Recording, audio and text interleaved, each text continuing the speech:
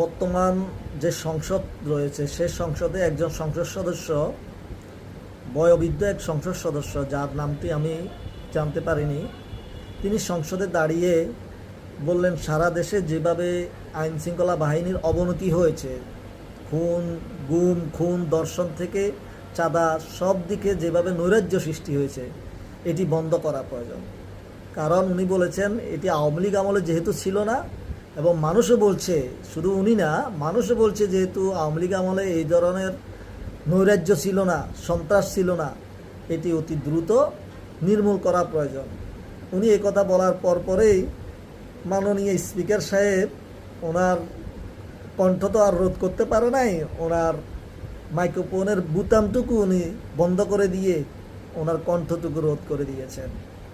মাননীয় স্পিকার সাহেব, আপনিও অতীতে অনেক কথা বলেছেন, যখন বিপদে ছিলেন তখন অনেক সত্য কথা বলেছেন, এখন সুসময়ে এসেছে, এখন বাস্তবতার সাথে আপনার কথা এবং চলাফেরা কোনো কিছুর মিল পাওয়া যাচ্ছে না।